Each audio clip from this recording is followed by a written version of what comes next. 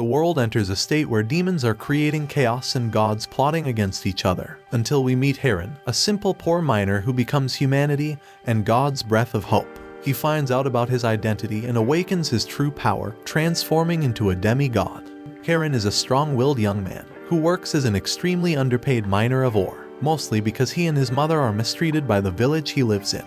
He gets paid less and less every day for his work despite not having done anything wrong except being a child of an unmarried woman, Electra. He's kind and helps people out naturally, but instead of a thank you, he gets insulted.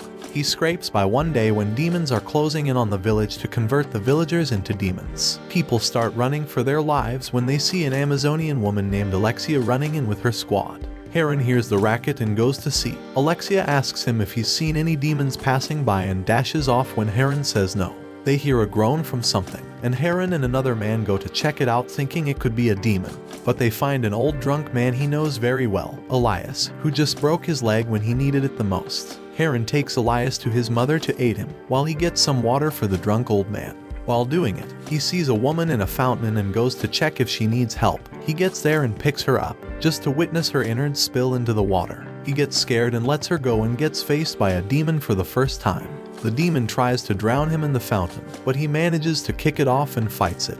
The demon knocks him with a pillar, and he goes flying. Alexia quickly appears and stabs the demon, but it doesn't die, it simply enrages it and fights her back. It overpowers her and swings her into the structure. Heron wakes up and fights the demon with his fire torch, knocking it into the water. However, despite the pain, the demon still manages to get up and escape. As people are starting to pack up to leave the markets, Alexia finds a suspicious man and corners him. She arrests him and ties him up on a pillar in the middle of the village. She tells the people about the demons and how they can disguise themselves as people. Heron and his mom take Elias back to their home. There, Elias tells Heron about how the demons came to be after the Titans, where a man found the remains of a Titan washed ashore and ate its flesh to gain its favor, and inherit a bident he can throw and retract from anywhere. This man went on and created a cult of demons and now guns to convert everyone he meets or kill them. Soon, Alexia goes back to Heron to tell him about a map she found with the directions to a labyrinth in Meladoni, where the Titans' remains are still there. She asks Heron to join her squad and fight to protect the village, but he refuses because he still resents all the mistreatment he got from the same people. He hurries home and packs up their belongings to run away from the demons in the village with his mother. But Electra stops him and asks him to reconsider. Some men come to their home to test if his mother is a demon by burning her,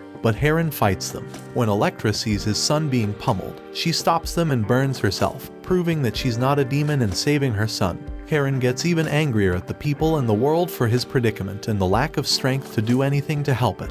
Elias comes to him and tells him to go mine a special ore at the top of the mountain, so that he can use it to make him a powerful sword. Heron makes his way to the mountain but falls asleep after taking some rest while climbing.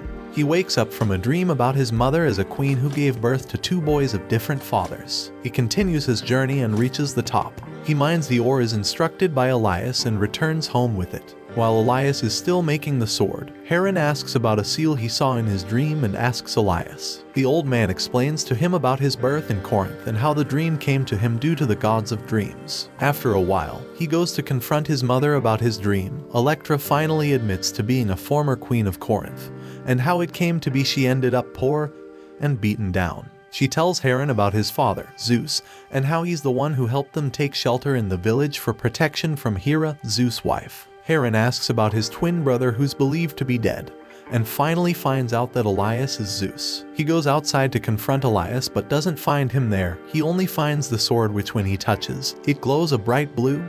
He rejects it and throws it away. Elias soon appears to Heron while he washes his face, and he reveals his true self as Zeus. But Heron tells him to go away and never return. Alexia comes running right after, being chased by a 3-headed dog, Cerberus, as the demons manage to close in on the village. They both run for their lives. Heron searches for his mother who is in the village, also looking for him, but he doesn't find her. He and Alexia continue to run away, but Cerberus catches up to them and attacks Heron. They fight it off. Alexia manages to wound one of the heads, which slows it down, allowing them to run further until they reach the gates of the village. They inform the commander of Alexia's squad about a mine tunnel that Heron has been making for years. They could crawl through it and get away from the demons. Despite refusing to listen to the illegitimate guy, the man rallies up the villagers and leads them to the tunnel. As Heron runs around the village calling out for his mom, a demon on a sphinx at a far distance in the forest throws a spear at him, but Zeus steps in and telepathically alerts Heron about it. Heron dodges it but gets cut when the demon retrieves it. Zeus tells him to run, but Heron shoots an arrow at the demon. The demon shoots back his spear and flies down to the place to attack him at close range. He keeps attacking Heron, but Heron can dodge the attacks with the help of Zeus. The demon follows him as he keeps attacking him. Heron sets oil on fire to defend himself and get away from the demons. He gets outside and looks for his mother but still can't find her. He finally hides behind a tree when the demons continue coming with Cerberus, while their leader meets the villagers and asks for Alexia, who was hiding. He introduces himself as Seraphim and kills one man in the group because he's a noble, to feed his hatred for his uncle who killed his adoptive mother. Seraphim asks his men to look for Alexia by her scent. He then meets Electra, who is hiding. Heron comes running as Seraphim tries to kill Electra. He tries to protect her, but Seraphim punches him. He tries to fight but gets beat up. His mother tries to crawl to him laying on the ground, but Seraphim throws his spear into the air and it falls, stabbing Electra. Heron shouts in tears after watching his mother's last breath and is taken away. Elias mourns the death of Electra, and when Alexia comes, he tells her that the demons have taken Heron away. After she leaves, Heron finally sees his mother in his dreams before she crosses over into the underworld. She tells him to be strong and be himself while he's in a cage guarded by Cerberus with other men. They all get transported by Seraphim's men. They reach their destination and get off their cages to walk like prisoners, being whipped by snappers if they ever talk. They get taken to ships that will transport them to their new home if they ever get there. They enter the ships and start rowing as they leave the place along with other captives, two of whom Heron secretly talks to, Kofi and Evios. He comes up with a plan to escape. When the demon guards come in, Evios and Kofi cause a ruckus as they steal keys, this being a specialty for Evios, a thief. When the guards aren't looking, they unlock their cuffs and unshackle themselves free and fight the guards. They help the other captives free themselves, and they take over the ship and turn it around. Seraphim appears as they get some hope that they have succeeded. He gets onto the ship and reveals the sword that Elias made for Heron. Hera had sent him to get it where Heron had thrown it so that he can kill him, retrieve the Cauldron of Darkness, and kill Zeus. He approaches the men on the ship. Heron doesn't hesitate. He charges instantly at Seraphim. But when Zeus sees this and sees that his son isn't ready, he strikes down the ship with lightning, stopping the ensuing fight. When Seraphim gets up, he tries to attack Heron again, but Zeus doesn't let him. He strikes the sea multiple times, causing large currents which separate the two men and destroy the ship. Heron is finally saved from Seraphim. He gets out of the water and Elias appears, asking Heron to help him settle this mess. Heron refuses to help, but when Elias says that he could help him kill Seraphim, he agrees. Elias tells Alexia, Kofi and Evios to go to Melodone to get the Titan's remains and burn them, while he takes Heron to Olympus. He calls out a griffin and gives it to Heron. He transforms into an eagle and leads the way. Naturally, the gods reject Zeus' billionth illegitimate child. He simply doesn't know how to stop having them. But Hermes goes to meet him as his half-brother. Apollo and Artemis follow behind as they are Zeus' other illegitimate children and relate to him. Hera soon appears enraged by Zeus' actions of bringing a mortal into their realm. Zeus apologizes for his wrongdoings of being unfaithful to her and promises to change. Now, where have we heard this before? He asks for her forgiveness, and she accepts if he kills Heron, but Zeus can't have it. She and all the other gods, including Hermes who didn't particularly want to, leave the place and go to the underworld where Hades accepts them to take shelter, but ultimately stays out of the matter. Zeus takes Heron to practice fighting and getting his divine power. He pits him against one of Hephaestus' automatons. He tries his best to stand up to it, but every time, it sends him flying with no scratch from him. Zeus comes and tells him to stop fighting with anger and calm down, but he fails. He can't be calm. He doesn't know calm. All he knows is anger, and it fuels him to fight. But unfortunately, in this case, it's proving to be futile. The next day, he asks why Zeus allows Seraphim to live, and Zeus reveals to him that Seraphim is his twin half-brother, and that Electra wouldn't want him to die. Heron gaps to the unbelievable news from his father. Nonetheless, he continues his training and is finally able to calmly observe his opponent, and finds a weak point and stabs it. He defeats the automaton, and Zeus commends him. After Hermes informs Zeus about the other gods in the underworld, Heron gets a call from the Fates. Zeus takes him to see the Fates and he waits outside while Heron goes inside alone.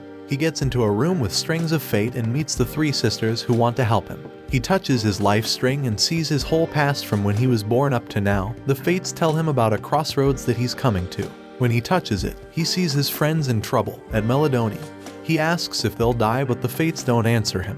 He rushes outside to try and go back to help them, despite Zeus saying he's not ready yet. He arrives at the Fields of the Dead at the Labyrinth of Melodoni, where he saves his friends from a minotaur guarding the place. They all head inside and navigate the labyrinth. They reach the place where the Titan's remains should be, but they don't find them. Seraphim and his demons appear and greet them. And for the first time, Heron and Seraphim meet as brothers. Seraphim asks him to join the demons to take down the gods together, as they are the reason they lost their mother. He gives him an ultimatum to be with him or against him. Heron goes against him and gets attacked instantly. The group runs away from the demons when the fight ensues. Seraphim dispatches his spear, which causes the place to crash in and allows the group to escape while closing Seraphim and his demons in.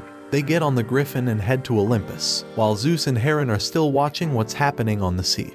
Hermes appears to want to give Zeus a message from Hera. When he gets closer, Hermes stabs him in the neck, but the real Hermes comes and kicks the other one, who reveals herself to be Hera. She leaves while Zeus falls to the ground, bleeding to death. Zeus finally manages to stop his bleeding before he dies and wakes up to breathe. Poseidon comes carrying Apollo, who was attacked by Ares. He tells them that Hera has the cauldron, and they need to find it to send the Titans back to sleep. Heron offers to help look for it, and they commence their plan and prepare to battle. Apollo gives Heron a bow and some arrows to protect himself, and right then, when everyone is prepared, the Titans march up to Olympus to face the gods. Olympus attacks first, but Hera reflects their attacks back. They keep attacking as the Titans alongside Hera attack back. Heron's group is sent to look for the cauldron on Earth. After searching and searching to no avail, Heron finally realizes that the cauldron is in the sky. He flies there and finds the cauldron held up by Hera's powers. He shoots the crows and the cauldron falls and catches it, despite being chased by Seraphim. He meets Seraphim, and they start their own fight for the cauldron. Seraphim shoots Heron with his spear and causes his griffin to fall to the ground. But he hangs onto the Sphinx, but Seraphim lets him go and takes the cauldron for himself. Seraphim starts to think that he rules the world. He flies above everything and the chaos that's happening. But Kofi hits the cauldron into Heron's hands and jumps on him.